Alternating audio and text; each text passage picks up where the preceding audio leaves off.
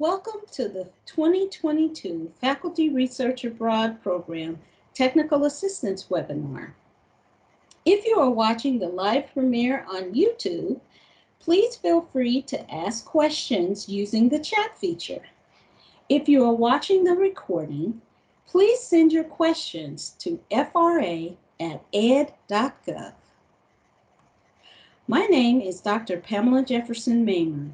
I'm the Senior Program Manager with the Faculty Research Abroad program, and my contact information is fra@ed.gov. And just to remind you, the application deadline for the FRA program is July 13th, 2022 at 4:30 p.m. So let's take a look at the overview of the FRA program. I'm going to give you a description of our pre-award process, as well as the application review process, and give you some information about our selection criteria. I'm going to offer some application tips and provide some information from former FRA fellows on their experience in the Faculty Research Abroad program, answer some frequently asked questions, give you some contact information, and some helpful links. So let's get started. The Fulbright-Hays programs were established in 1961, and the Fulbright-Hays Act is officially known as the Mutual Education and Cultural Exchange Act of 1961. It was marshaled by the U.S. Senator J. William Fulbright, and we are a part of the global Fulbright programs. The Fulbright-Hays programs were established September 21st, 1961, the same month as the Foreign Assistance Act and the Peace Corps Act of 1961. IFLE currently administers 4 Fulbright-Hays programs. The Faculty Research Abroad program, which provides opportunities for scholars to conduct research overseas for 3 to 12 months in the field of modern foreign languages and area studies, as well as the Doctoral Dissertation Research Abroad program, the Group Projects Abroad program, and the Seminars Abroad program. And all of our programs have the final approval of award recommendations are given by the Fulbright Foreign Scholarship Board. So there are 2 types of eligibility for the Faculty Research Abroad program. You have the institution, which must be eligible, and the faculty who apply to the program must be eligible. So who is an eligible applicant as an institution? It must be a U.S. institution of higher education, and the institutional project period is 18 months.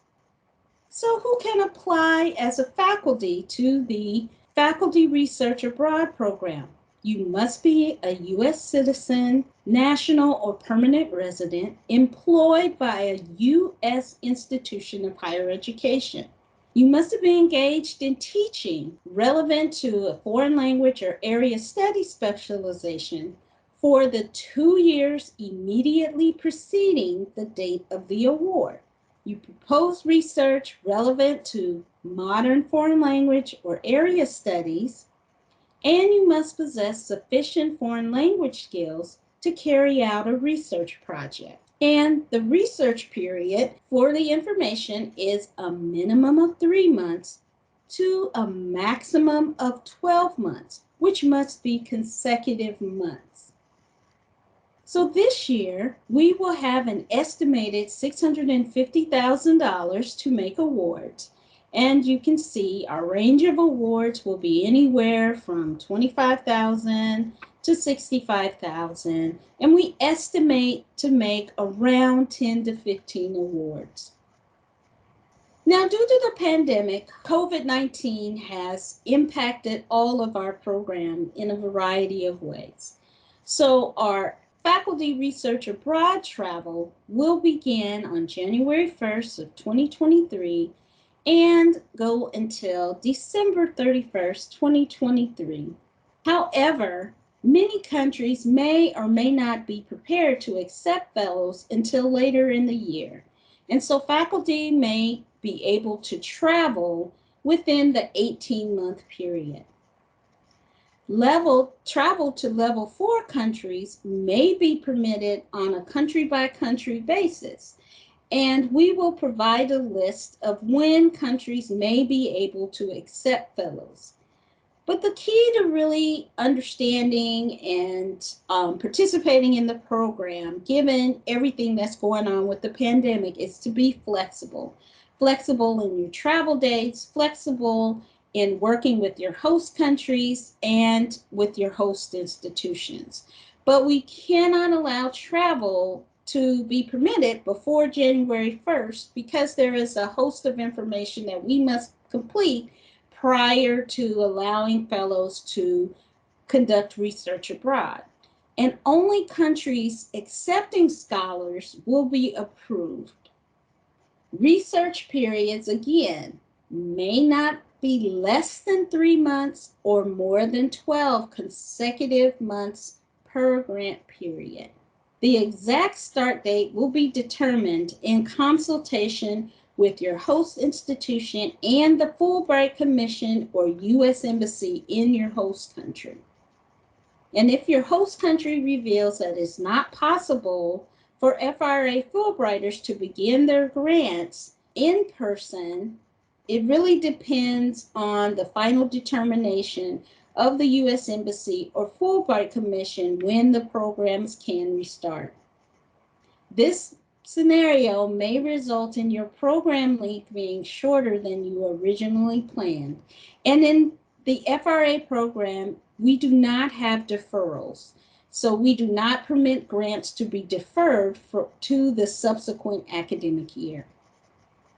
So let's take a look at the pre-award process. So when we screen applications for eligibility, we do this in accordance with our technical eligibility criteria and evaluation criteria published in the Notice Inviting Applications and Program-Specific Regulations of 34 CFR Part 663.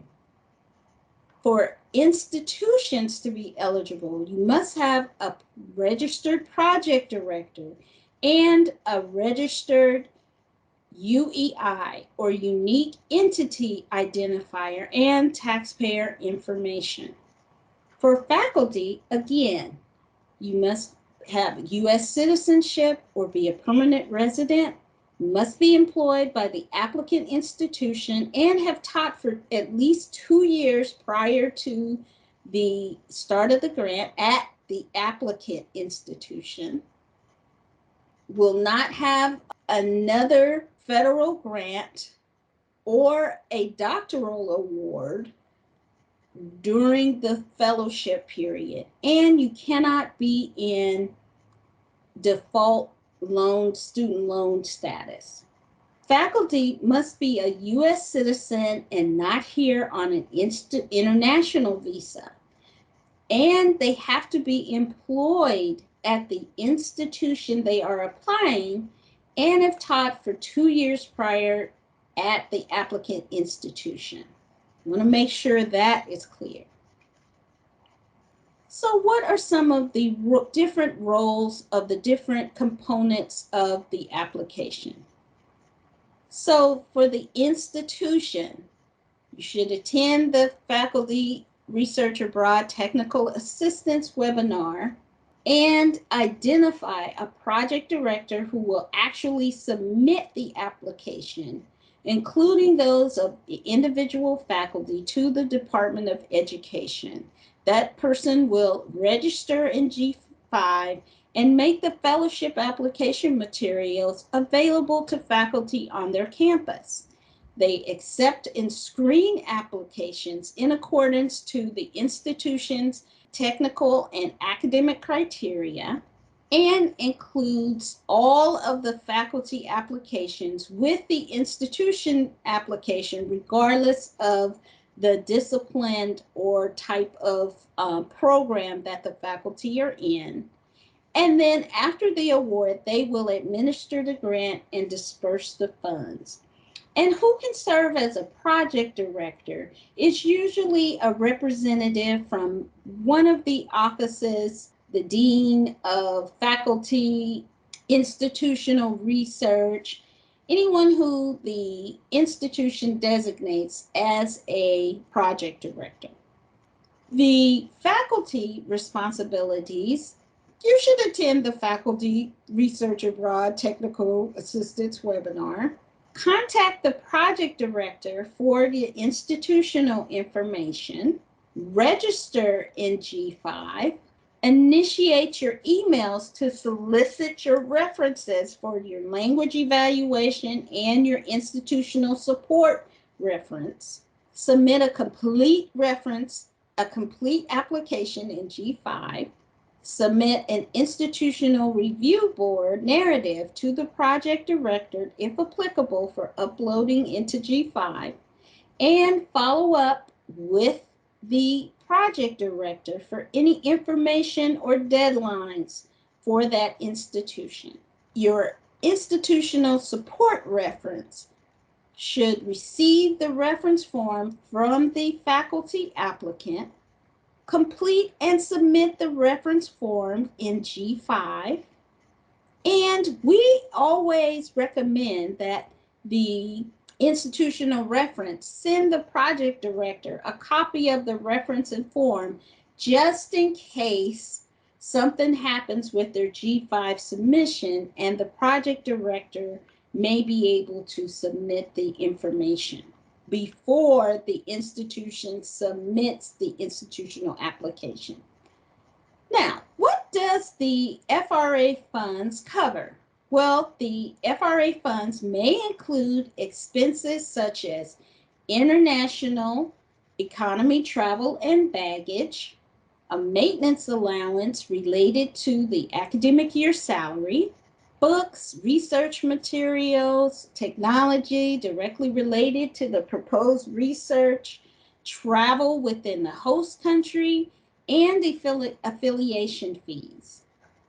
So let's take a look at how you would calculate. First, the financial provisions that the fellowship award does not cover are research or related project activities conducted in the U.S., reimbursement for travel that's not approved by the Department of Education, any allowances, funding for dependent or travel for dependents, travel and expenses not directly related to the project, any expenditures due to changes in your itinerary or grant agreement.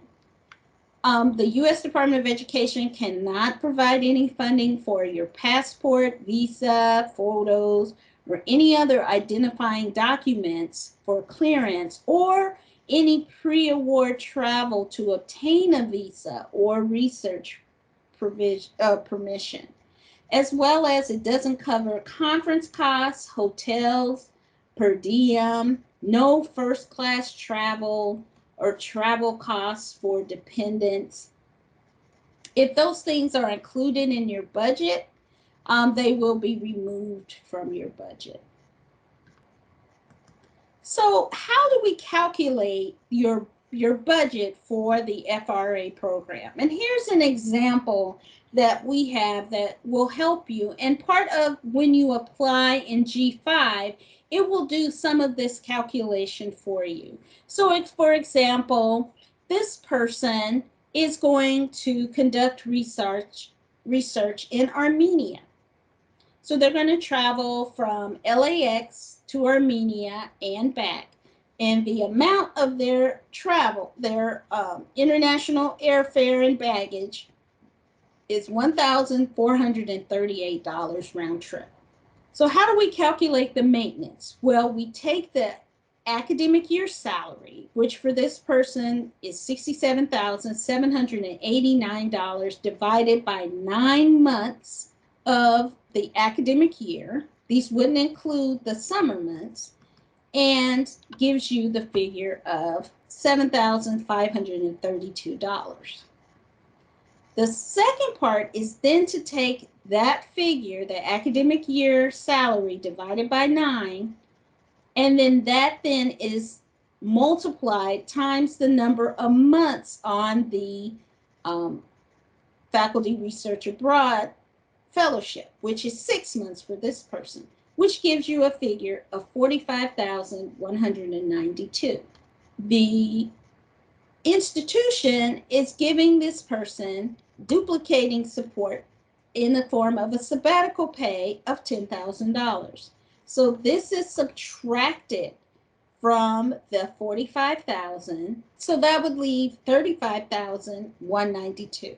We do offer the project allowance, and so this person is asking for a daily transportation amount during the 6 months, which would cost about $482, office supplies, miscellaneous of $100, and their host country affiliation fee is $500. So that totals to $1,082. We offer an administrative fee to all the institution applicants of $100. So how you come up with the final figure is the international airfare, $1,438, plus 35,192, plus $1,082, plus $100 for the administration fee, which gives you a grand total of $37,812 as the budget for this scholar.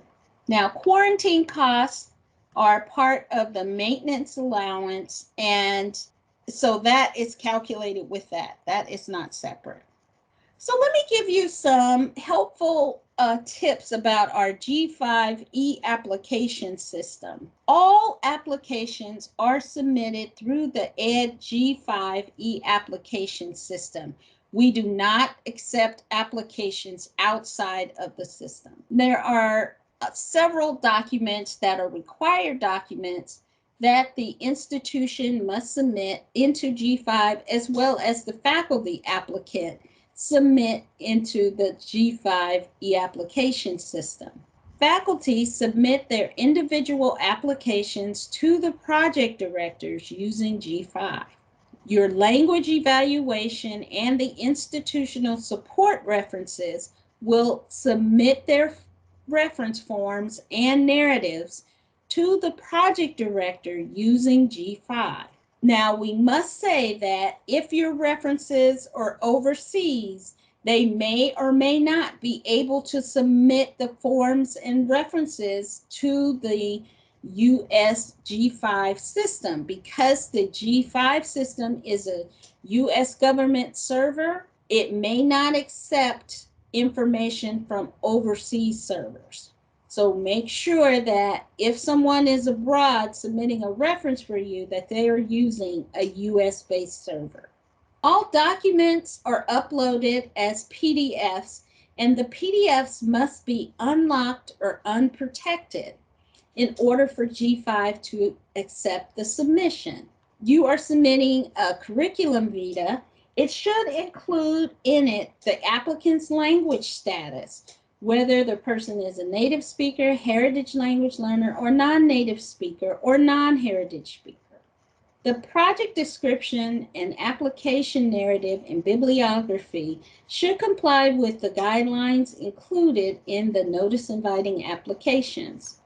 The reference forms must be submitted by the referee noted by the applicant, but please instruct your references to not use non-English characters or any form in the document. And please remember to remove all personally identifiable information from documents, including birth date, social security number, home address. These applications are submitted to our colleagues internationally in the Fulbright commissions and embassies, and you don't want any of that information to be transmitted electronically along with your application. So we wanted to provide you with some information on how you can get help on your G5 e-application. And our G5 system is at www.g5.gov, and they have several user guides for you to walk you through the process of applying as both an institutional applicant and as a fellowship applicant. And so here are some of the helpful resources in G5 that will assist you with registration and login for the institutional project director and the fellowship applicant. But one thing to make sure of is to always use the information for fellowship applicant, as our process is a little different from other education applicants to the G5 system. Okay, some other helpful tips about G5 e-application system. Project directors must register as applicant, not project director, in their G5 profile. And faculty applicants must select no to the question, are you registering as a fellowship Fulbright-Hays Faculty Abroad director? You're registering as an applicant, not as a director. Now, we get this question frequently, but in order for your reference forms to come up in your system, faculty applicants need to at least save a draft of the 022 Faculty Research Abroad form with their name, institution, country of research, and language. After that, the reference form documents will appear for you to complete and submit the information so that that goes to the references. And you want to make sure that all the applicants and your referees hit submit to complete the application submission. If they do not hit submit and just hit save, it will not associate with the institutional application and will be left off. So the project director is responsible for submitting the official application, and that will include all the individual faculty applications, the reference forms, the IRB narratives, and other required forms using G5. Some other helpful hints: a fellow cannot submit their application after the project director has submitted the institution's application to the Department of Education.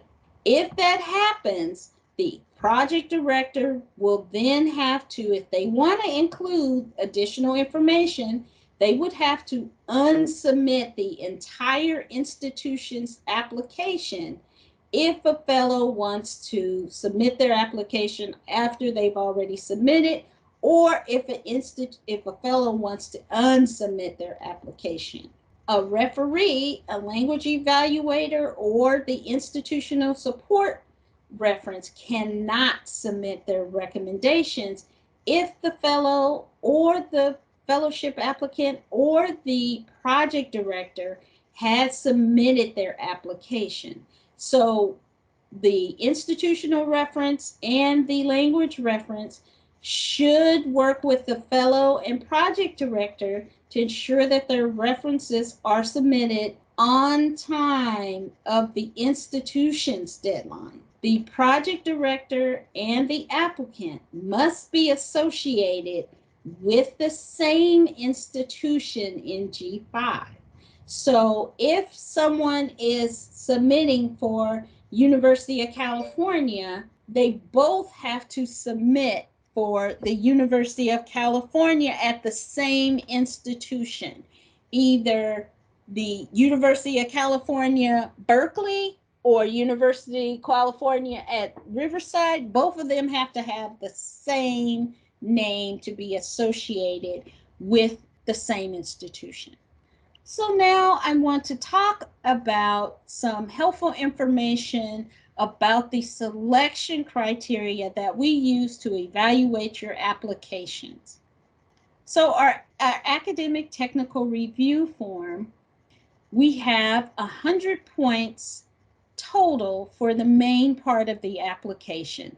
60 points is devoted to the quality of your proposed project, and 40 points is devoted to the qualifications of the applicant. We have competitive preference priorities, which are considered bonus points, if you were, in the amount of 5 points, and I'll talk more about these later. So the grand total of points that is possible to receive is 105 points maximum.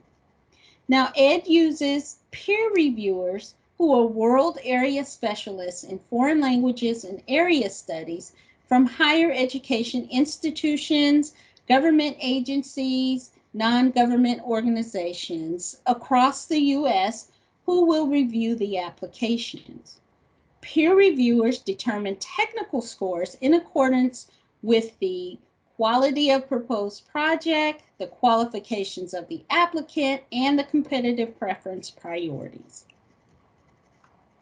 So let's look at the selection criteria for each of the main components of the application. And I'll give you some helpful tips on what is required for each of the selection criterion. So for the quality of proposed project, it's worth 60 points. We'll look at the hypothesis statement and research method, that's worth 10 points. The literature review is worth 10 points. Preliminary research is worth 10 points. The justification for overseas research is worth 10 points. The dissemination plan is worth 10 points. And strengthening foreign language and area studies curricula is worth 10 points. In terms of the qualifications of applicants, it's worth a maximum of 40 points. And here we'll look at the applicant's academic record, which would be worth 10 points. The strength in teaching and research is worth 10 points. The applicant's language proficiency, this is worth 15 points. And the ability to conduct research overseas is worth 5 points. And these are what you will be judged on your application. So I'm going to walk you through some helpful tips on what we're looking for in terms of each of the selection criteria. So first, let's take a look at the hypothesis statement and research question. It's worth 10 points. And here we're looking for a strong research methodology that describes the research design and rationale of the study.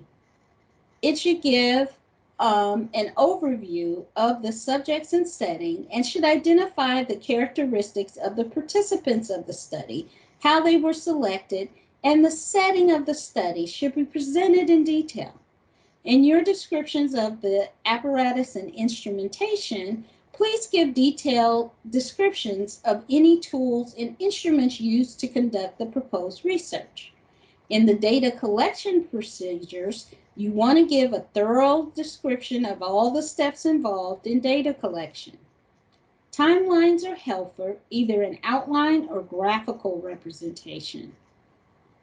Think about describing how you're going to protect the reliability of findings and the validity of inferences, and provide an analytic strategy to make sense of the observations and data analysis. For the literature review, here the applicant should demonstrate knowledge of the relevant literature in the field and describe how you have analyzed and articulated the potential impact of your research to the literature in the field. We also want you to consider the relationship of the literature and theoretical issues in the field and offer a critical retrospective examination of the framework presented in the literature review that describes how the findings and results either build upon the literature or provide new data for the field. Preliminary research. Here we're looking to understand how you have completed substantial preliminary research and demonstrate a clear plan for how you will conduct your research abroad. In your justification for overseas research, you will provide a clear justification for why you need to go overseas.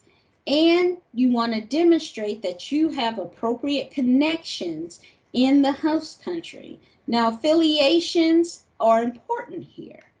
And you want to talk about how you plan to share these results of the research in progress with scholars and officials of the host country or countries and the scholarly community. Your dissemination plan, you really want to talk about how you're going to share your research with stakeholders, the academic community, the host country, and then it's a thoughtful plan of how you will disseminate the research through research journal, publications, books, conferences, speaking engagements. We will look for whether there's a clear plan about sharing these preliminary and final research findings with the academic community. Now, an important criterion is strengthening foreign language and area studies curricula. How you're going to take what you did abroad and develop curricula to your institution. So it should be a clear plan about how you will create new courses, new curricula in foreign language or area studies. The institutional support letter should address this in detail. Okay, so that is the quality of proposed projects. How you're going to do, what you're going to do, how it affects the literature, what you did before, why you should go overseas, how you're going to spread your knowledge out to the academic community, and how you're going to come back with your institution and create curricula around your research. So the next section is about you. It's your qualifications of the applicant. And the first is on the applicant's academic record, which is worth 10 points. And here you should articulate a stellar record in teaching, research, and service, and indicate, if you choose to, a strong record of external grants. So here I would not be shy. I would articulate very clearly your record in these areas. And the next question is your strength in teaching and research. So here you want to clearly delineate how you have a great record in teaching by describing any awards or activities or academic journals and articles you've received. And this section should be identified in your application and in your supporting documents by your references. Now, the next is a very important section because it's one of the highest point values in any part of the application. And it is the applicant's language proficiency. So here we want to know that you have a sufficient language capability to conduct research abroad. So here you need to indicate in your language evaluations and in your supporting documents that you have a high level of proficiency in the language used in research. And here you should not rely on using English or your native language other than English to receive points here. If you are using English only or your native language only, you would not receive points in this section. Okay? And 15 points is a considerable number of points and may make you less competitive in the application process. So you would need to use an additional language other than English or your native language to receive points in this section. And we get questions on this, but remember, the Faculty Research Abroad is designed to send U.S. citizens abroad to improve upon their language proficiency or to acquire another language. And so preference is given to acquiring a second language other than English or their native language. And the final selection criterion is your ability to conduct research overseas.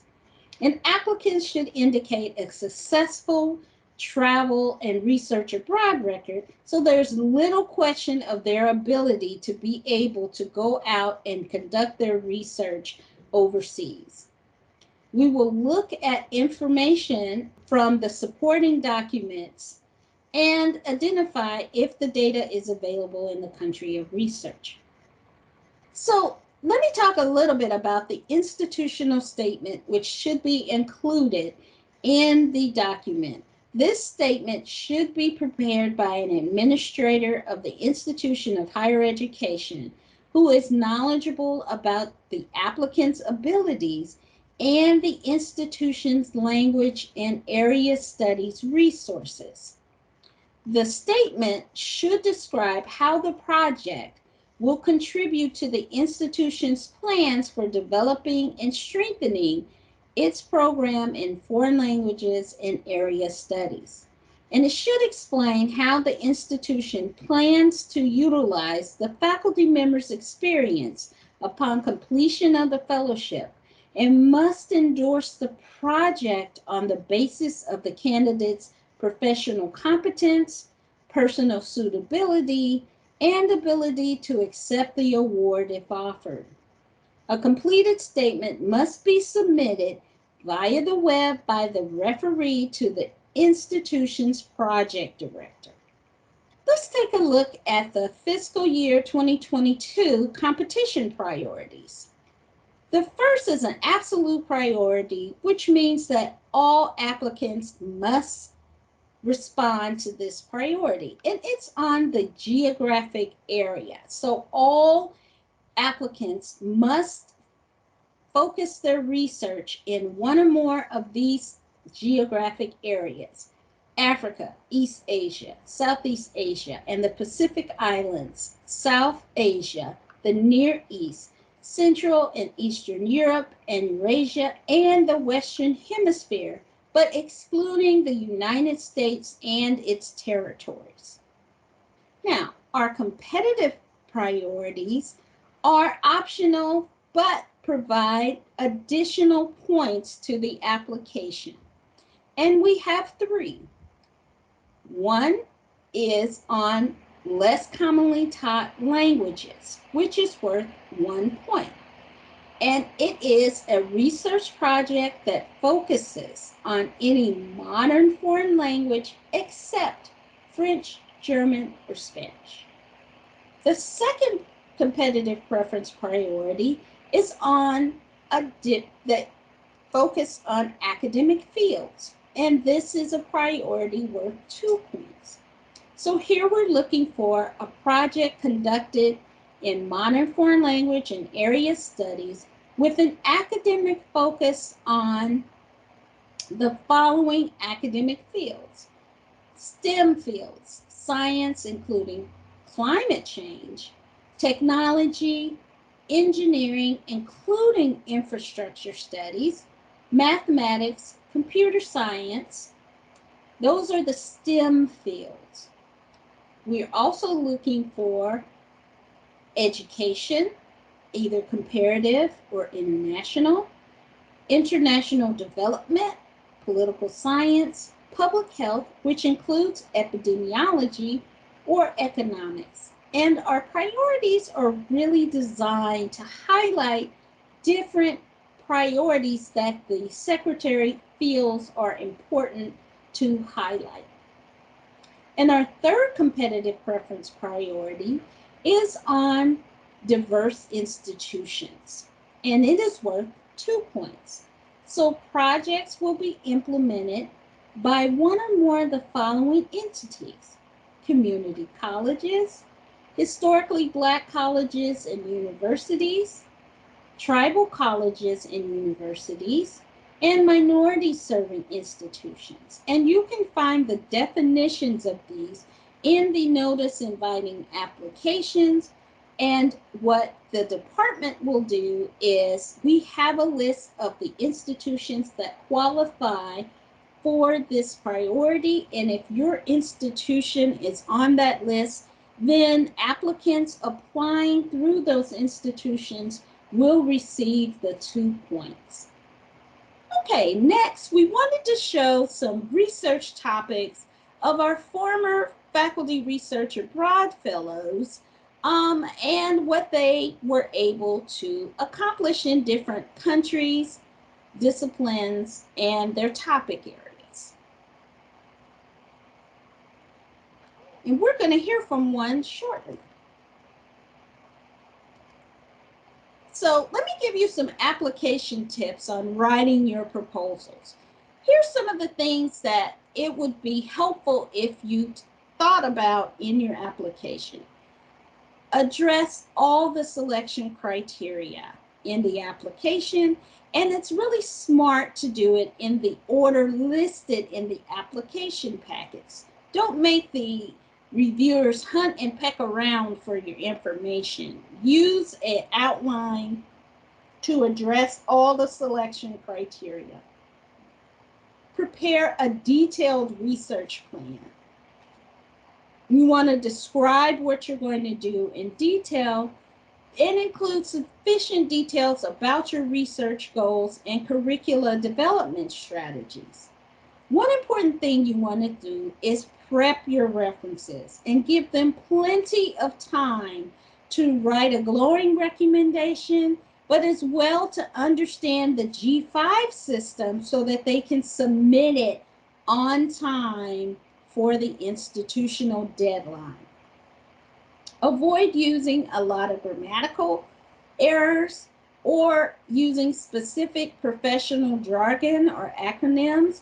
Your applications will be reviewed by academic specialists in the world area and language, but they may not be specialists in your particular research topic. So you want to be as clear and concise as you can, but also targeted for someone who may not be a specialist in your research area. And remember, your entire application counts, not just your project narrative. So you need to make sure to pay attention to your affiliation letters, your host country recommendations, your institutional support letters, your bibliography, and your curriculum vitae. Some things not to do: do not wing it. Be clear in what you propose to do. It's G5 can be complicated, so you want to make sure that you do not wait until the deadline to submit your application or to contact people. You will need letters of support. Do not guess at the formatting requirements and length restriction. Use the guidance that we provide in the notice inviting applications and in our application instructions on our website. Please, again, do not write or send in your proposal at the last minute. We have had several applications that could have been great applications, but they waited until the last minute and missed the deadline.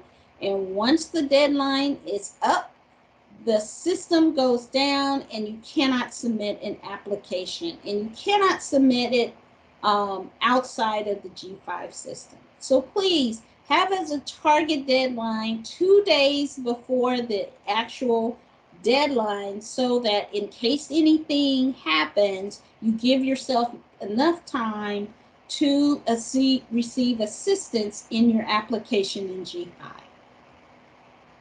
Okay, so let's look at some different experiences that former scholars have had in our faculty research abroad. And if you go to our International and Foreign Language Education page on YouTube, we have podcasts and alumni reflections about our programs that would be helpful for you to hear. And so I wanted to show you a couple of fellow testimonials, and we'll actually hear from Dr. Morgan Liu about his experience as a faculty research abroad fellow. So let's take a look.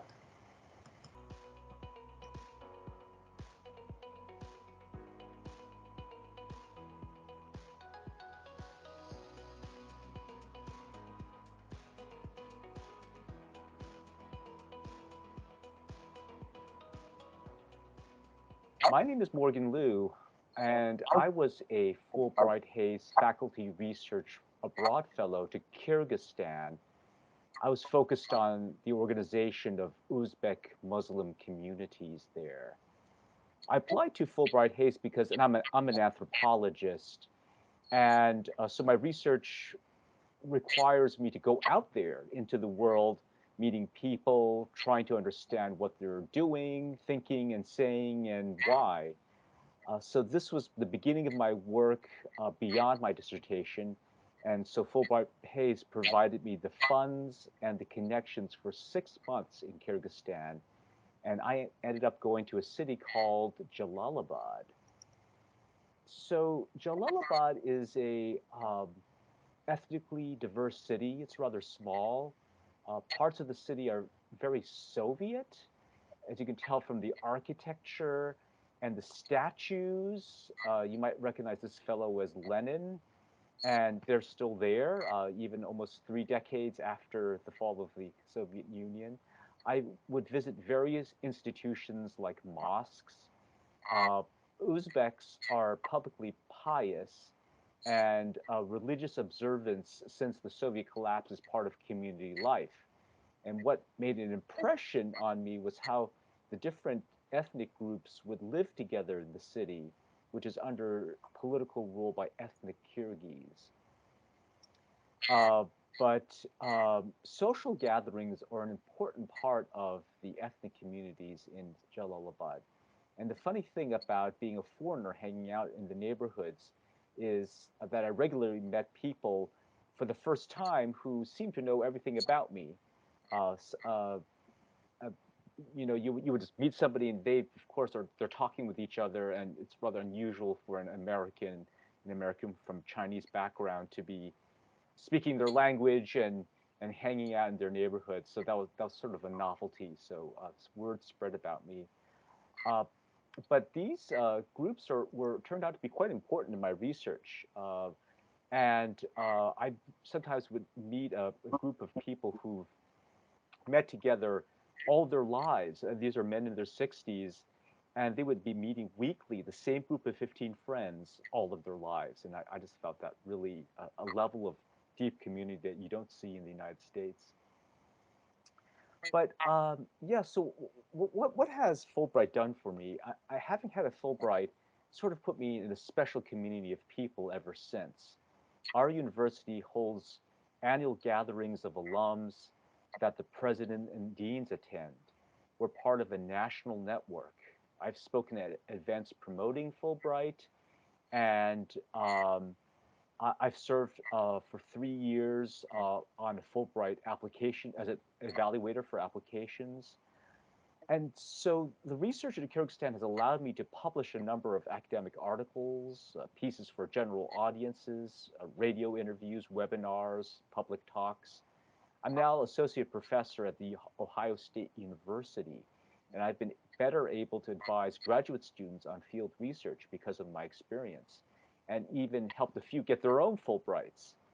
And with the invaluable guidance of Ohio State's Fulbright program director, Joanna Kokilka-Blazer.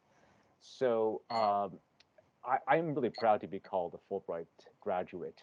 And I very much recommend applying to this program. Thank you.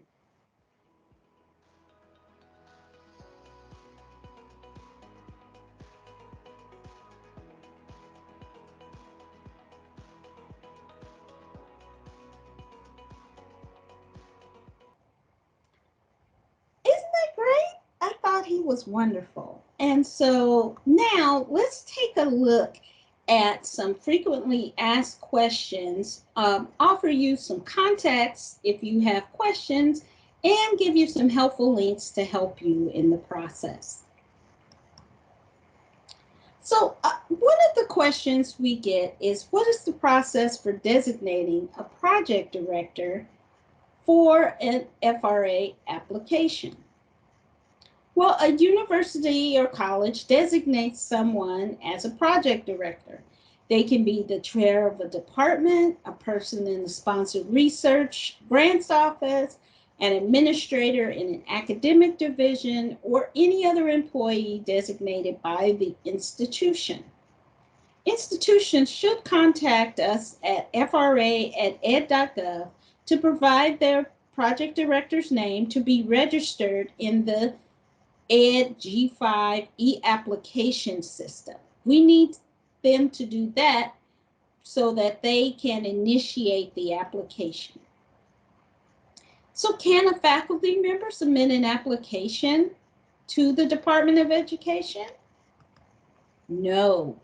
A faculty member is not permitted to submit his or her application directly to the competition.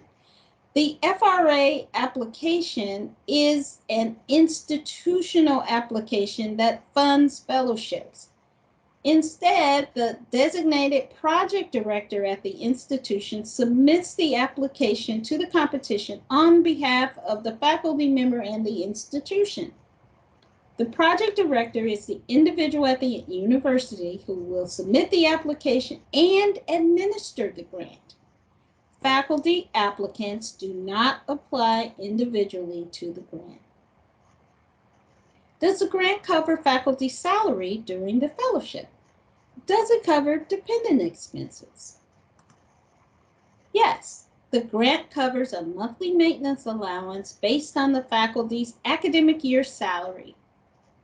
The Faculty Research Abroad grant, however, does not cover dependent travel or dependent maintenance allowances. Is there a page limit for the project narrative? Well, we strongly recommend that applicants follow the recommended page limits in the Federal Register notice inviting applications. Now, is the deadline date published in the notice inviting applications applicable to the faculty member or the project director? The published NIA is the date by which the project director must submit all components of the application to the department via G5. The project director should access G5 and begin preparing the various components of the FRA institutional application well in advance of the deadline. Application materials cannot be submitted after the published deadline. The project director and institution can have an institutional deadline where they require all applicants to submit their entire application by. So check with your project directors on what the institutional deadline is for that college or university. So what resources are available to assist with the FRA application process? Well, the Department of Education will provide guidance and technical assistance resources on our IFLE FRA website. The website is filled with helpful information such as FAQs, as well as step-by-step instructions on how to complete the forms in the G5 e-application system. We will offer technical assistance webinars to answer questions about the program and submitting the application. So for programmatic questions, contact the Faculty Research Abroad program staff at fra@ed.gov and contact G5, www.g5.gov for technical or submission questions. The application deadline for the Faculty Research Abroad program is July 13, 2022 at 4:30 p.m. and 0 seconds. After this time, the system shuts down and you will not be able to submit information. No exceptions. So now's the time that we can answer some questions in the chat. Or if you're seeing the recording, here's some information for you to send your questions to. If you have questions, submit your questions to fra@ed.gov. Here is our website. where you can find our application instructions. The number for G5 technical assistance is 1-888-336-8930. And there is an online training module at www.g5.gov. The application deadline is July 13th, 2022 at 4:30 p.m. Washington, D.C. time. So now we'll leave some time to take some questions.